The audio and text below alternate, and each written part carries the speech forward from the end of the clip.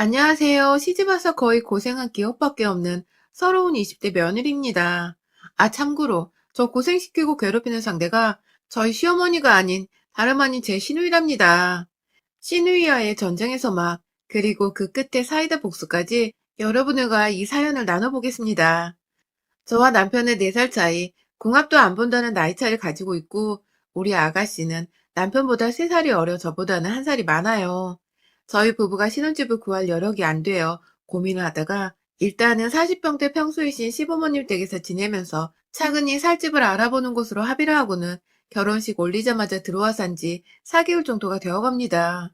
저야 뭐 넓은 집에서 시부모님이 워낙 제게 일 한번 안 시키려고 살뜰히 챙겨주기도 하시고 젊은 나이에 집 구해서 독립부터 하고 싶을 텐데 돈 아낀다고 시댁에 들어와 산다는 게 두고두고 미안하셨는지 정말 저한테 잘해주셨어요.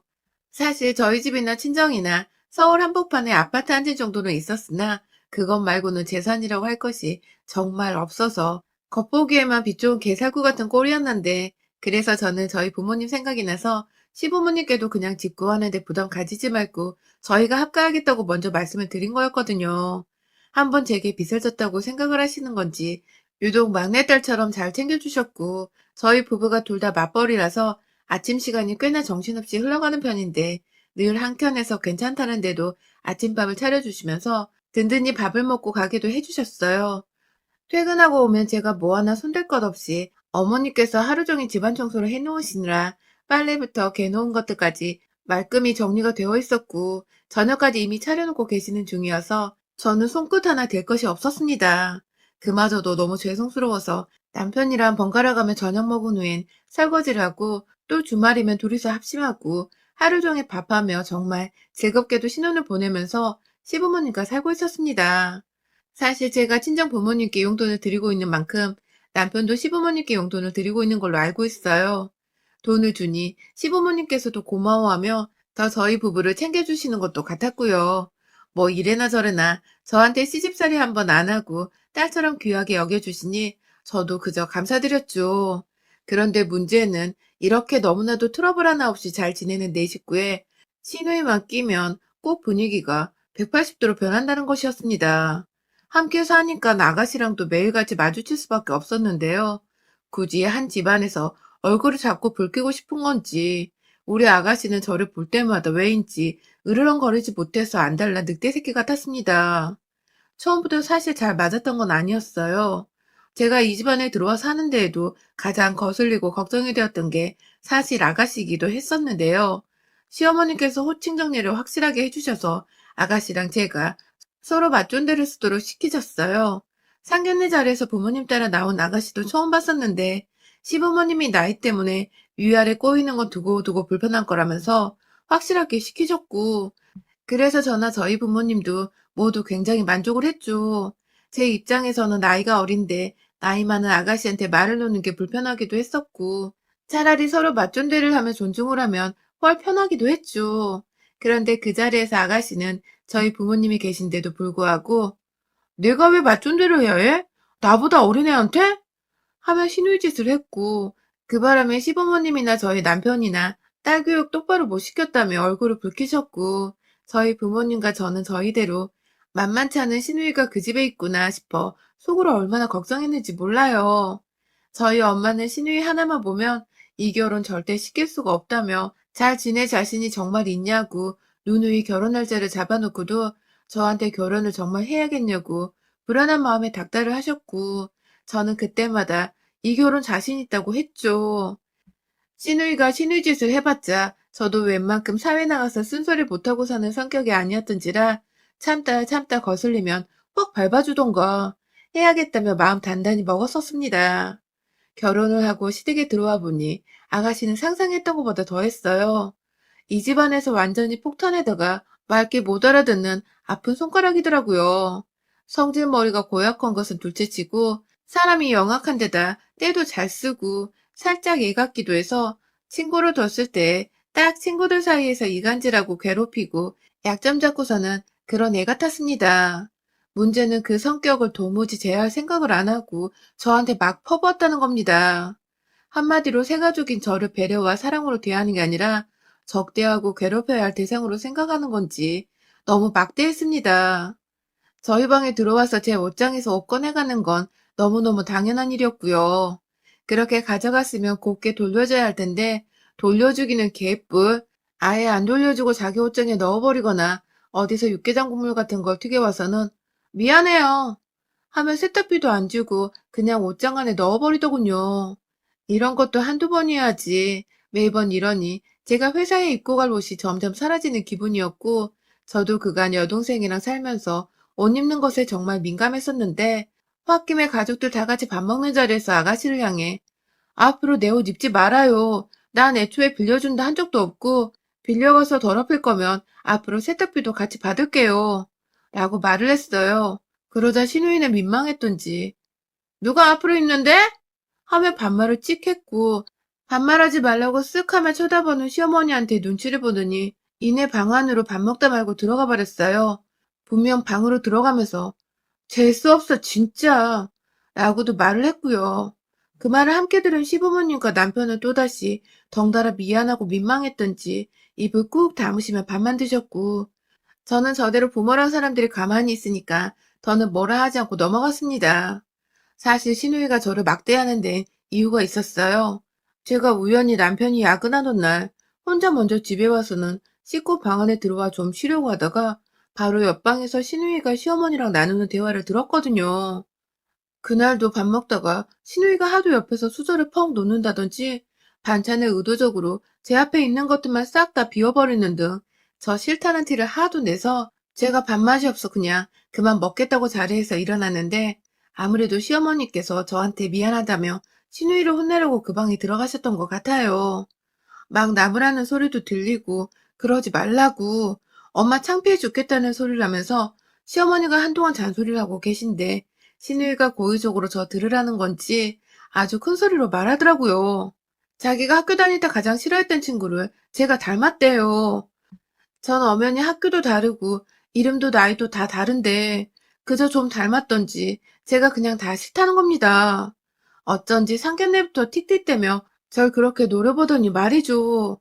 아무튼 저는 혹여나 시누이가 학교를 다니면서 따돌림이라도 당했었나 싶어서 뒤늦게야 저 지랄 맞은 성격이 다 교우관계가 원만하지 못했던 것으로부터 오는 상처구나 하면서 앞으로라도 시누이를 잘 보듬어줘야겠다는 생각을 하고 있었는데, 아 불싸 완전 반전인 얘기가 그 다음에 펼쳐졌습니다. 글쎄 시어머니가 그래 그래 네가 상처가 있었구나. 시누이가 주입으로 한다는 말에 아니 내가 따시킨 연말이야 라고 하더군요. 네, 참 대단한 우리 시누이는 지가 학폭 가해자였던 걸 그렇게 당당히 밝히면서 자긴 가해를 시킨 당사자였고 저는 따돌림을 당한 그 여자애를 닮았다고 싫다며 지랄을 떨었던 것입니다.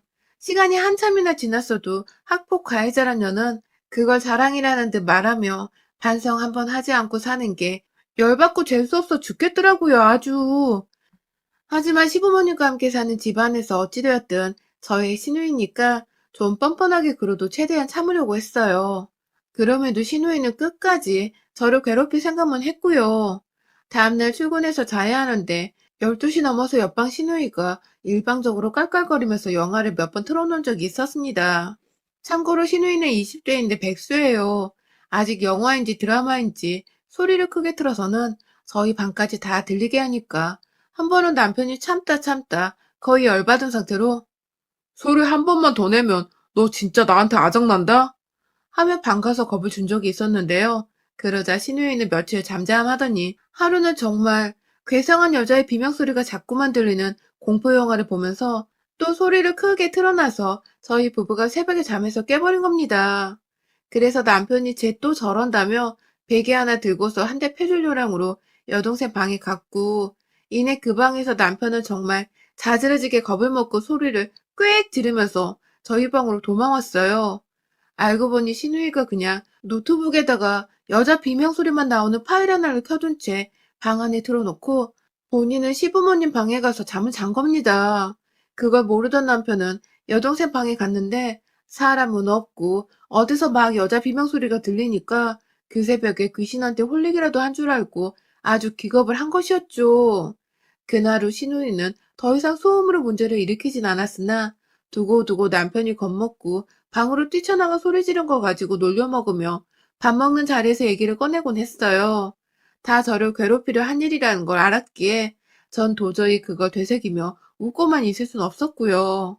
퇴근하는 길에 집에 치약이 떨어졌다고 해서 마트에 들렸다가 가면 치약 새거가 몇 통이나 더 있고 계란이 떨어졌다고 전화가 와서 또 계란을 사서 마트에 갔다가 집에 가면 냉장고 안에 계란이 한가득이고 쌀 떨어졌다고 해서 퇴근길에 남편한테 도움을 요청해 마트에서 함께 만날 쌀을 들고 집에 가면 쌀통에는 쌀이 또 제법 채워져 있고 그날은 아가씨도 저희 남편한테 머리통 한 대 쥐어 쳐맞고는 또 한동안은 잠잠했었는데 잠잠하다가 보면 저한테 전화를 해서 뭘 시키고 사오라고 해놓고는 무용지물로 만드는 그런 일들이 반복이 되었습니다. 동네에 있는 마트가 지하철역에서 집으로 오는 길에 완전 정반대 위치에 있거든요. 그래서 마트에 가려면 거기까지 갔다가 다시 지하철역을 거쳐서 집으로 돌아가야 했고요. 제법 먼 거리라 퇴근하고 집에 가는 길에 피곤한 저로서는 그게 두고두고 열이 받는 대목이었는데 아가씨는 그런 노동을 지속적으로 반복시키면서 저를 의도적으로 괴롭히려 했어요. 평소 자기 돈을 안 내려고 배달 음식을 먹고 싶다며 퇴근도 안 한 저한테 연락이 와서는 집으로 배달 음식을 시켜달라고 부탁한 적도 몇 번 있었고요. 저는 그럼 또 집에 가서 내내 봐야 하는 사람인데 문제 일으키기 싫다면서 웬만한 요구들은 다 들어주곤 했었고요. 그러다 얼마 전 눈이 펑펑 내렸던 그 한파 속의 날 시누이는 절 또다시 부려먹었습니다. 이번에는 눈이 내려서 앞도 안 보이는 상황이었는데 퇴근길 내내 어디냐고 연락이 오더니 제가 아파트 입구라고 문자를 보내자마자 전화가 와서는 언니, 나 지하철역 바로 옆에 있는 그 포장마차 집에서 떡볶이 먹고 싶어요. 하면서 말을 하더라고요. 내내 저한테 어디냐고 물어봤으면서 방금 제가 지하철역 지났을 때 아무 말도 안 하더니 아파트 입구 도착하자마자 한다는 소리가 진짜 순간 살인 충동도 느꼈는데 겨우겨우 참아가며 제가 다음에 사주면 안 될까요? 오늘 눈이 너무 많이 와서 라고 말을 했지만 시누이는 시어머니도 먹고 싶어 하신다는 말을 하며 저에게 다시 한번 강요를 했고 결국 저는 운동한다 생각을 하자는 마음으로 도로 지하철역을 가서 떡볶이를 사왔습니다. 운동하자 마음이었으나 스트레스로 열이 뻗쳐서 떡볶이만 산 게 아니라 옆에 순대랑 오뎅 5개까지 가족 수대를 포장을 했어요. 집으로 가는 길에 제 오른손은 완전히 얼었어요. 우산 잡고 동시에 분식 든 봉다리 쥐어잡느라 호주머니에 손을 넣을 수가 없어서 완전 찬바람 다 맞고 있었죠. 정말 추위에 오들오들 떨면서 눈에 젖은 옷이랑 머리카락까지 겨우겨우 털어내고는 집에 잘 도착해서 안도하는 마음이 딱 들려 하는데 뭔가 냄새가 쎄한 겁니다. 눈은 신발을 보지도 않은 채 거실에서 나오는 냄새를 따라 발로 대충 신발을 벗어 던졌고 떡볶이 든 비닐봉지를 들고서 안으로 들어가니 나 인연이 글쎄 엽떡을 시켜놓고서 그걸 이미 받아 단무지 뜯고 그릇에 옮겨잡고 사진 찍고 막 먹을 세팅을 하고 있더라고요. 그러면서 어리 빠져 노려보고 있는 저와 이윽고 제 손에 든 비닐봉지를 보더니 한다는 말이 아 미안. 그냥 포장마차보다 떡볶이는 역시 엽떡이 진리지 않나 싶어서 그건 오빠랑 먹어요. 하고는 자리 잡고 앉아 떡볶이를 한 숟가락 입에 집어넣으려는 걸 위에서 비닐봉다리로 아가씨 대가리를 내리쳤어요. 떡볶이 먹으려다 엽떡 국물에 얼굴을 꼬라박은 아가씨는 이게 뭐 하는 짓이냐며 말도 제대로 못하는 와중에 막 닦을 거 찾고 있고 옆에서 얼떨결에 떡볶이 먹다 말고 싸움 붙은 딸과 며느리 모습에 충격받은 시부모님은 딸내미 얼굴 꼴을 보고도 수건 한 장 갖다 줄 생각조차 못하고 계시더라고요. 제가 너무 기분이 상해서 너무 열받는데 이게 한두 번도 아닌 게 억울해 죽겠고 저 퇴근길에 개고생 시켜놓고서 오빠랑 먹으라며 아무렇지 않게 제 최애 떡볶이인 엽떡을 찾으시는 신우의 얼굴을 보니 제가 정말 감정 조절이 안 되었던 것 같습니다. 저걸 확 죽여 말을 하는 그 순간 저도 모르게 손이 먼저 나가버린 것이었어요. 신우의 머리를 엽떡에 내리꽂자마자 이내 저는 제 손에 든 봉지를 뜯었습니다. 포장마차에서 비닐봉지에 싸졌기 때문에 따로 그릇이 필요했고 그러시고 뭐고 네가 사오라고 했으면 네가 처먹던가 돈을 주던가 둘 중에 하나는 해야 할 거 아니야 이년아 하면서 떡볶이 담긴 비닐봉지를 손톱으로 쭉 뜯어서는 신우의 머리에다가 탈탈탈탈 털어버렸습니다.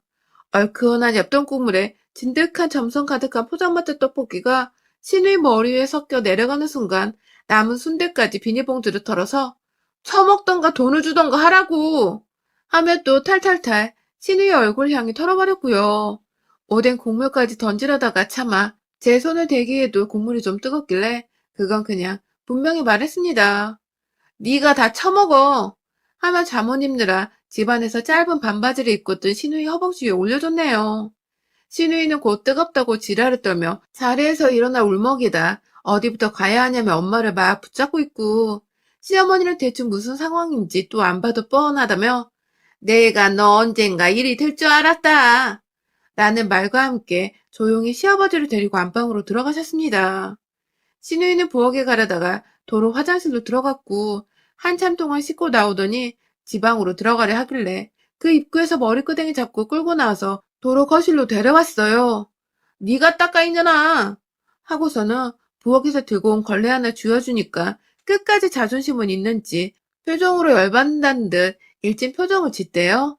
지가 감히 학폭력 주제에 어디다 대고 버릇 못 고치고 씩씩거리면서 일진인 척을 하는지 지 나이가 내일 모레 30인데 아직도 사람 하나 아래 두면서 괴롭히고 지랄하는 성격을 못 고친 게 뭐 자랑이라고 말입니다. 그 모습에 넌 진짜 오늘 내 손에 모가지 하나 꺾여야겠다 하면서 오뎅 국물까지 쳐버리려고 바닥에 떨어져 있는 걸 주워다가 손톱으로 봉지 뜯으려고 하니 신우이는 걸레 하나 쥐어든 채 막 주랭랑을 치래요. 그리고 결국 지 방안 침대 위로 들어간 신우이를 향해 그 옆에 있던 방안 벽면으로 오뎅이랑 국물 든 봉다리를 던졌고 무슨 물놀이 하는 것 마냥 봉지 안에 들어있던 국물과 오뎅이 터지며 신우이 침대 위로 주르르 흘러내렸습니다. 온 방안이 난방으로 뜨뜻했는데 오뎅 국물 냄새로 더 역해져서는 도저히 잊고 싶지도 않은 조미료의 냄새가 풍겨져 나왔어요. 신우이는 그 밤에 방골이 이렇게 돼서 잠도 못 잔다고 어쩌냐고 하소연하며 거의 통곡하듯 울고 시어머니는 뒤늦게야 나와서는 제 편을 들어주시겠다며 네 방 네가 다 치워 거실도 네가 다 치워 하며 안방문 꼭 잠그고 들어가셔서는 안방에 하나 또 있는 TV 소리를 크게 틀어놓으셨습니다. 그 덕에 제가 몇 번 더 신우이 앞에서 지랄을 떨어대며 욕을 신랄하게 까줬고 신우이는 그제서야 제가 학창시절 당하기만 하던 그 친구와는 정말 다른 사람이라 생각을 한 건지 기가 푹 죽어서는 잠자코 제 욕을 듣기만 하다가 제가 씻는다고 샤워를 하는 사이 말끔하게 거실을 치워놨더라고요. 냄새 뺀다고 창문까지 열어놓고 말이죠. 그날 뒤늦게 퇴근을 하고 들어온 남편은 신우이가 뭔가 잠잠한 게 이상했던지 뭔 일 있냐고 물어보는데 신우이는 별말 않고 제 눈치를 보며 그 오뎅 냄새 나는 방 안으로 피신한다고 방문까지 잠그고 들어가대요. 뭐 덕분에 저는 비록 떡볶이는 먹지 못했으나 남편한테 야식이 땡긴다고 말해서 남편이 엽떡을 주문해줬고요. 시누이 들으라면 시부모님께 어머님 아버님 엽떡 드시겠어요? 하며 A상 질문 한번 던져드리곤 남편과 거실에서 맛있게 떡볶이 먹으며 하루를 마무리 지었습니다. 그날 후 신우이는 저보기 껄끄럽고 쪽팔린다며 저 출근하는 시간에 코빼기도 보이질 않았고 퇴근하고 나서도 저녁을 먼저 먹은 건지 다 같이 먹는 저녁 자리에도 모습을 보이지 않았어요. 요즘엔 오히려 시어머니께 공무원 시험 칠 거니까 고시원 들어가고 싶다며 독립하게 해달라고 조르고 있다네요. 물론 시어머니는 돈 없으니 네가 벌어 나가란 입장이고 그 바람에 신우이는 공무원 시험이고 뭐고 일단 알바부터 하겠다고 동네 편의점 알바구에 다닌답니다. 그 덕에 시어머님은 제가 딸내미 정신 차리게 해준 것 같다며 제가 본인 딸한테 그 지랄을 떨었는데도 고맙다는 말씀하며 절 더 예뻐해주고 계시고요. 뒤늦게 무슨 일이 있었는지를 알게 된 남편은 뒤늦게야 열이 받아서는 어쩌다 마주치는 아가씨하고 인사도 안 나눈 채 노려보기만 하다 지나치곤 하고요.